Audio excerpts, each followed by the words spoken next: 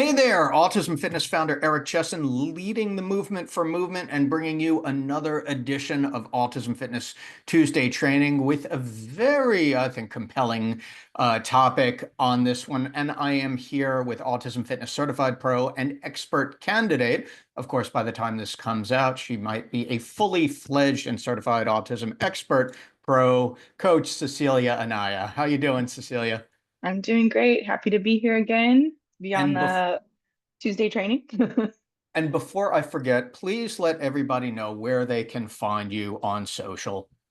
I wrote this down. So, two IG handles, Coach Cici at ATTS, and then Cici Anaya 1121. Those are my two IG handles. Both of them I respond pretty prompt to. So, yeah. All right. And what I love about your social also is how many videos of your athletes you put up and also great explanations of what's going on, what the goal is for the athlete, some of the background information as well. I think that's monumentally helpful because it's one thing to just display the athlete and look at what they can do, which is great, but then you're layering it with the behind the scenes information of, here's what's going on, here's where they came from, here's where they're going. This is what Yep. we're looking at. So it's not just, hey, look at us do this great thing. It's there is a lot of practice and there is a lot Yep. of thought and there is a lot of very specific coaching going on in every one of those Yes. scenarios. So the reason that, among several, that I wanted you to join me on this Tuesday training is you had asked me a question, and we got into a really good conversation the other day regarding one, probably several of your athletes. And I know this to be the case with many of my athletes historically and currently as well, are I don't want to necessarily call them trigger words, but we can say baggage terms, Yeah. particularly for the autism population in educational and therapeutic settings. We know that there are some terms that are near universally common in the Hmm. therapeutic space when we're talking about applied behavior analysis, or we're talking about occupational and physical therapy, or we're talking, it could even be any other therapeutic modality. It doesn't necessarily have to be ABA, but it tends to happen a lot. And it's one of those things that I would call not necessarily bad, but definitely something to be recognized and taken into consideration. So teeing it up from there, can you talk both generally and specifically to your athletes about what the conversation that we were having regarding some of those terms and words and what they mean? Yeah, so I had two athletes. One, you're very familiar with my female athlete, E. I'll just call her E, Mhm. and just really progressing well, like going through her exercises. But what I've noticed now is that she's pushing through and not noticing fatigue, Mhm. which is very common, not only in neurodivergent and ASD, but neurotypical. You go through a hard set and then you start to feel your muscles are starting to fatigue. You're not quite having that form that you're supposed to have coming with that exercise. And so she was like, no break, no break. So that word break, I've heard not only in my, being a instructor, but also being a registered behavior technician and working with parents, that word often is sometimes not triggering, but adversive, just the way it's been paired.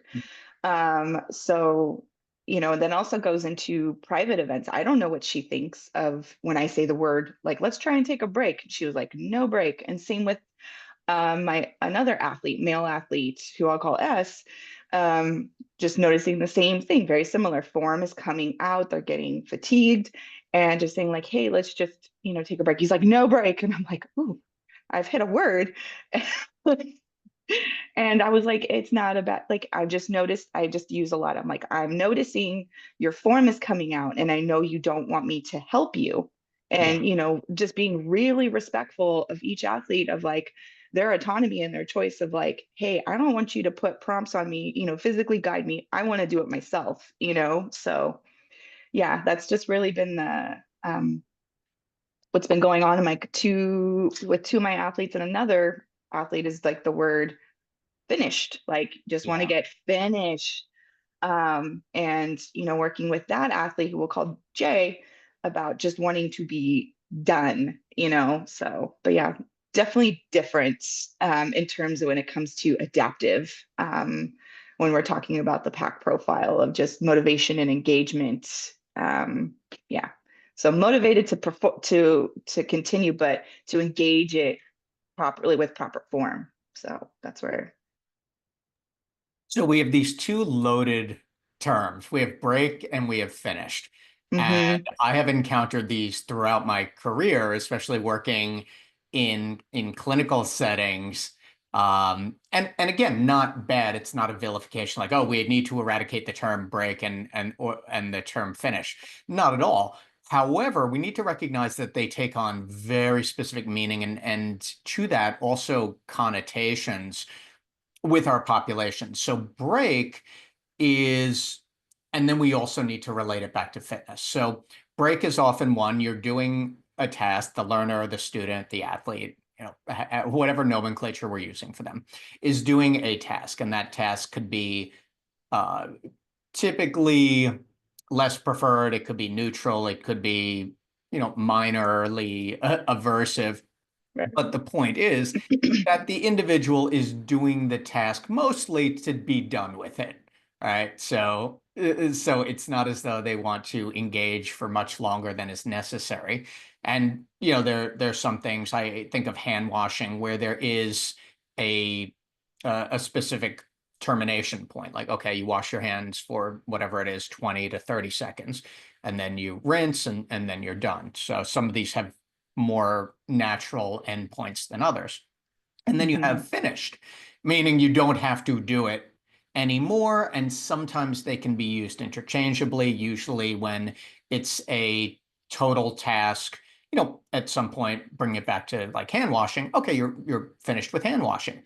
With something like exercise, where you have 3 sets of squats, you have set one, and then you have a break, and then you have set two, and then you have a break, and then you have set three, and now you're finished with squats. And unless it's the last exercise, then you have something else to do. So you're finished with squats, but not necessarily finished with the entire exercise program.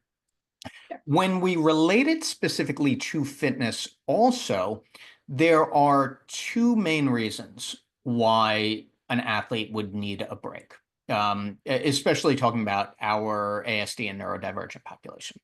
We have a break for physiological reasons. The athlete is genuinely fatigued, physically tired from that exercise, which is in reality far less common than the second reason, which is the athlete needs a self-regulatory break for adaptive or cognitive reasons. They just need a moment to gather themselves, to calm, to refocus, because the reality is, from a physiological perspective, if an athlete does a set of, let's say, 8 squats to parallel on a box, it might be challenging. However, do they really need a 60-second or a 90-second or 120-second break from that to recover physically? No, but they might need that 90-second break to self-regulate. The other part of that is that term break is often loaded because from if we're delivering the take a break, we're also putting in the context that the exercise itself is something we want to take a break from.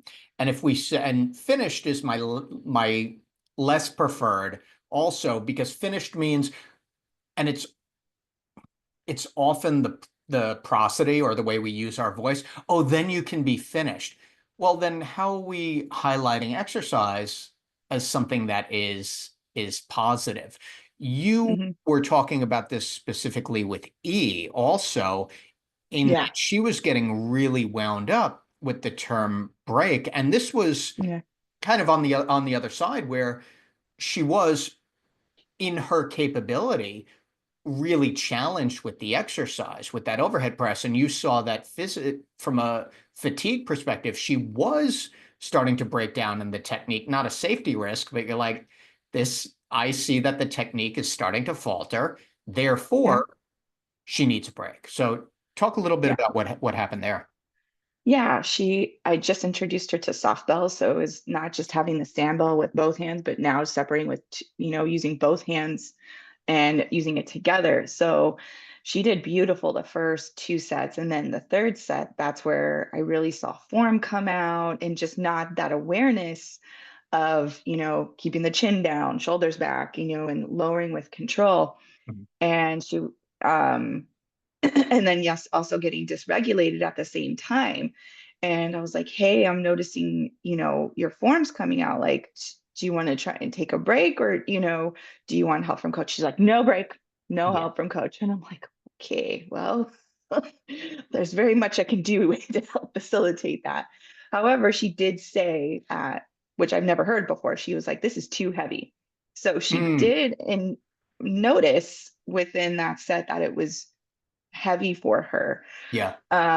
So I just suggested it like, hey, do you want to use a timer break? You know what I mean? Or do you just want to walk back and forth with coach, and just like sometimes I'll just say, like, let's just shake it out, get the Yeah. joints like loose because I know when I go on under heavy load, like Mhm. they're burning. Yeah. So yeah. And thankfully that was like the last set of that. And I was like, okay, we're moving on to the next Right. exercise. So, but yeah, just being respectful of like, okay, you don't want help from coach, but she's getting really getting better about me providing feedback and telling her those non-examples of form. So just doing that label demo do and cue Yeah. prior to that exercise has been super helpful because then I can show her like Mhm. this is what I'm noticing, like, so but yeah. Yeah. And it's a little bit different with each athlete, but I Hmm. but I always like to add to that. There's also a lot of similarity too. So if we Yeah. have 100% difference between every athlete, then we don't have a system. There's so much we could easily have a 2 hour conversation Oh about yeah. every little detail in here. But so I think the key points and some of the important um, workables here, like what can we take away in this? One of the really great things that I want to point out that you did there is you gave her a choice because it's very easy to, without really considering it and without meaning any harm, to say, oh, it's challenging but you can do it, or they're not too heavy, you can do it, which undermines what the athlete is communicating something. He was communicating something very specific to you, like, this is heavy, I am under duress. Yeah. And if you see she can continue to do it, she's still feeling the stress from that and advocating for how she's feeling and what she might need in that moment also. So rather than eh, have her kind of push through it. And look, there are some athletes sometimes where you have that license or that ability to push a little bit and say, okay, you got 3 more reps. This looks awesome. In her case, that was the first time she vocalized it. So you were honoring it. Great. Okay, it's getting too challenging. All right, put them down.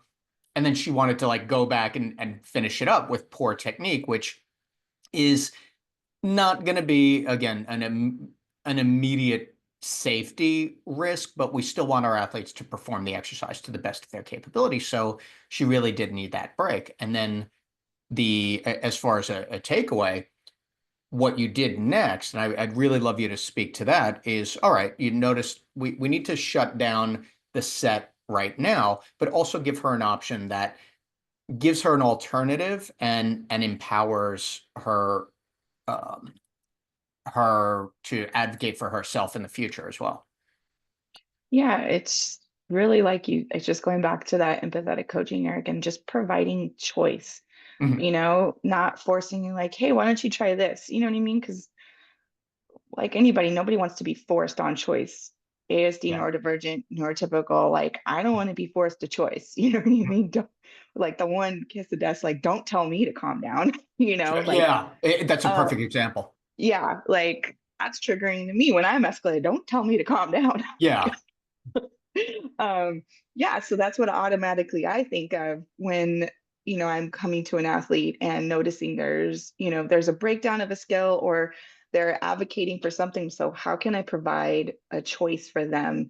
And because it's not to stop the exercise, I want to make them, if they don't want to stop it, like that is not my intention. I want to pause so they can take a moment to reset and then keep going, and want them to realize like, hey, that moment of break, now your form's coming back. I'm like, look, that break helped. And I had to do that with the same instance with S. You know what I Mhm. mean? Like do you want to take a timer break, or do you I did the same thing with him. I like you said, there's some break differences with the athletes, but there's also similarities in how I provide choice, or how we provide choice with an athlete. So I was like, do you want to do a timer, or do you want to walk back and forth? And he was like, walk Yeah. back and forth. I'm like, all right, cool. Super quick back, because I have cone set up. So I was like, okay, let's walk. Do you want to do 2 times or 3 times from cone to cone? And he was like, 2 times. I'm like, all right, 2 times cone to cone. Let's try it again. And I was like, look, I'm all way to come back. I'm like, your form is looking a lot better. Like that pause super helped. And just helping an athlete realize like that pause was okay. Like you came back and you finished your exercise. Like, sorry, they used the word finish, but you came back to your exercise Yeah. strong. So It's also so naturalistic too. I mean, in strength training, we do a set, we take, 45, 60, 90 seconds recovery. Like I pace back and forth when I'm training. It's a very naturalistic type of activity in between what we would label tasks. So I do my set of push-ups or my set of squats or deadlifts, whatever I'm doing, take a break, kind of wander around, put my info into my training app, check what I have next, and then, change the song, or yeah, or then come back to the exercise. But that is for, it's for physiological reasons. And yeah, they're self-regulatory in, well, I can rest and I can just sit there and stare at the wall, or stare out the garage door, but I'm going to pace around because it's an active recovery, and I can focus on this set ahead, because then we get into the unknowns, and the unknowns are what are the athlete's internal states physically. If yeah, they feel the buildup, if they're doing a challenging set and they feel the buildup of that, you know lactic acid, and it really does start to, burn, or feel uncomfortable. Look, if, biochemically, you're not going to get a big lactic acid buildup after an athlete it does 3 or 4 or even 5 repetitions of a squat to a box, but it may be really uncomfortable for them, because if you have an athlete who's never exercised before and they do 4 or 5 repetitions of a squat, their knees might feel, funny. They might get a little discomfort in the hips. yeah, So we want to honor that.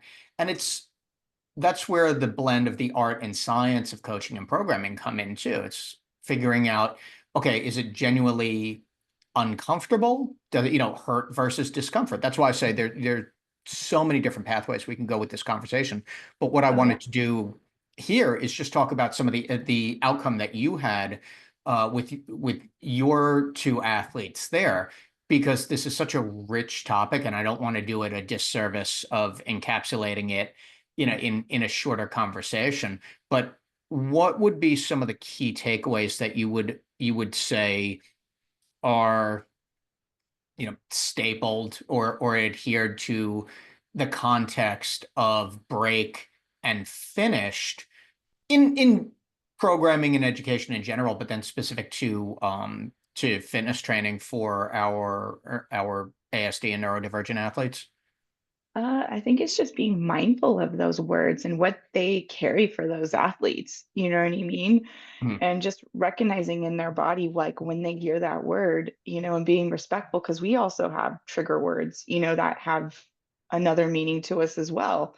So just being respectful and, yeah, that word is, break can mean many things, but if you, break it down and just say like it's a pause, taking a break, we're just taking a pause, so we can finish, I keep using word finish, but to complete the exercise Yeah. to the best capable of an ability. And also just kind of taking in consideration what, their private events of what they think of it. You know what I mean? Like for us, it could, like mom was saying, like it's him feeling weak, not feeling strong enough to, he doesn't need a break. I'm like, no, strength is also noticing when you need to take a break. And that's something, how can we teach that to our athletes? You know what I mean? Like break is not a bad thing. It's actually a sign of strength, of noticing when your body is fatigued, noticing that, and finished of, like, that's a loaded one too.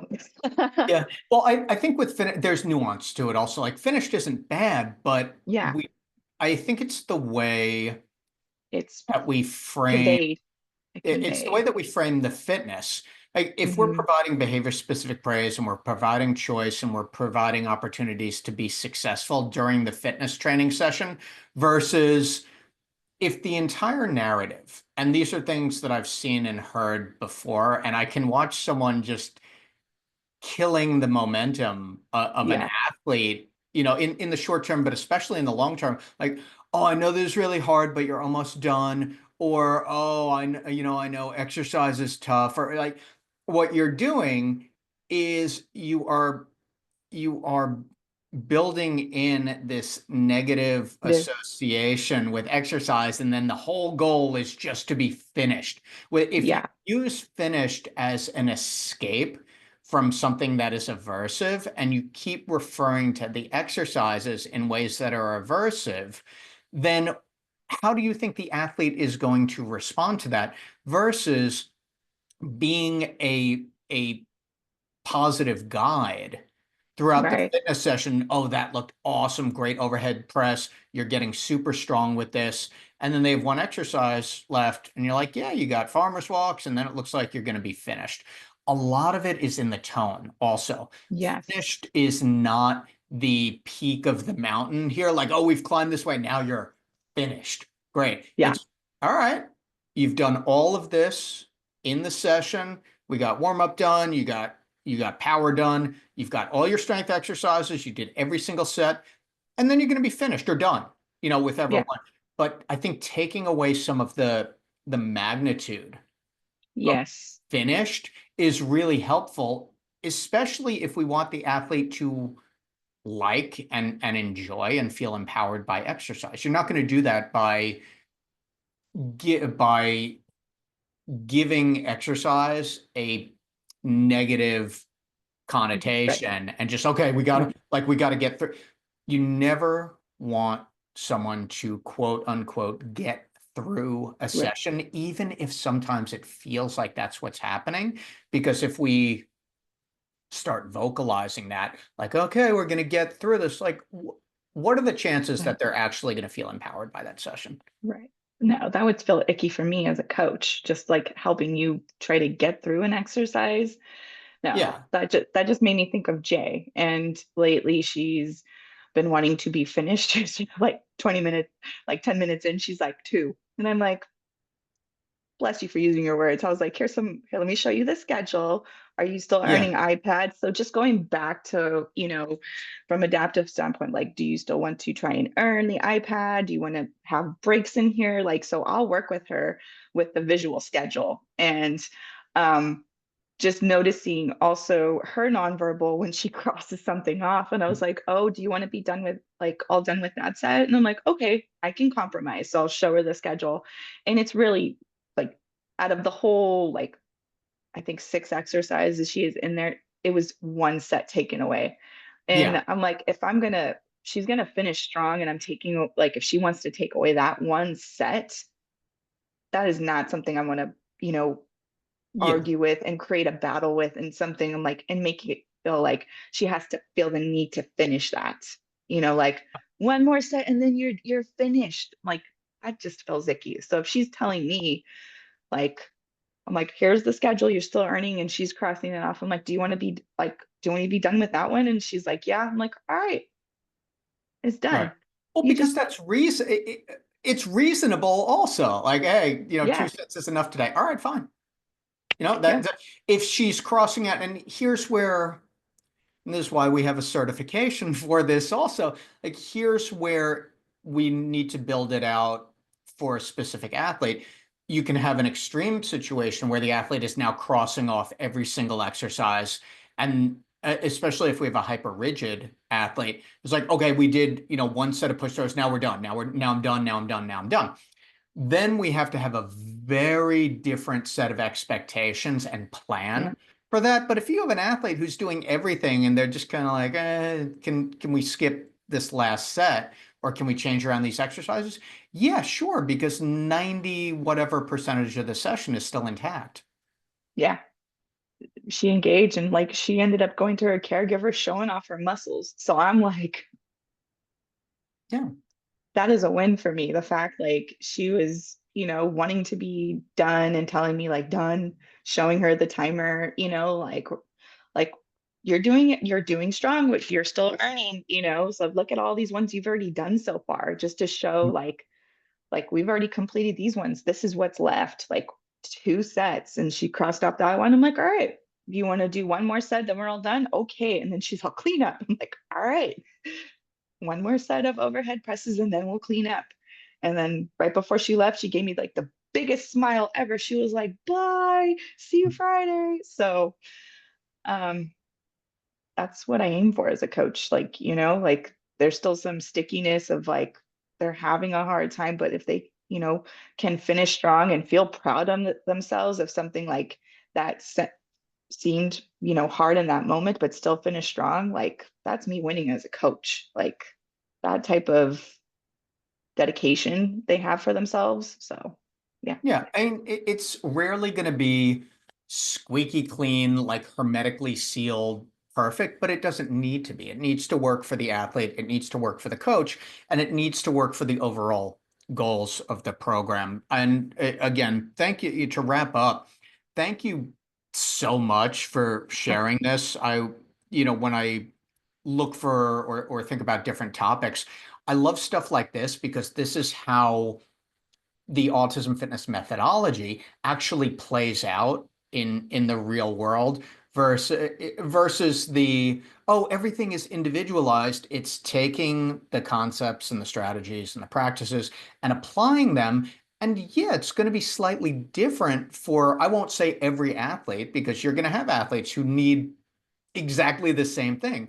But the way that we incorporate both the very specific, hard and soft skills for each athlete is where it becomes successful or not. In this case, highly successful, and we just and analyze from there and figure out, okay, what's the next step. But thank you for coming on Of and course. talking about Thank your you. athletes.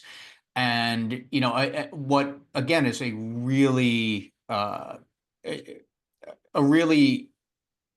complicated and in-depth, seemingly really simple, but really a really complex topic when we talk about training, when we talk about motivation, when we talk about programming. So I think that our audience will get a lot out of this too. So Thank Cecilia, you. Coach Cici, tell everybody again where they can find you. All right, two IG handles, Coach Cici, AFTS, and then Cici Anaya 1121 are my two IG handles from the Bay Area. So, Hmm. Thank you again. Anybody who is ready to become an Autism Fitness Certified Pro can go over to autismfitness.com, download the course syllabus, and register and start your coursework immediately so that you can bring highly effective, meaningful, and absolutely awesomely workable fitness and adapted PE programs to the autism and neurodivergent population. Thank you again for watching. Please, before you leave, don't forget to like, subscribe if you want more of this on a regular basis.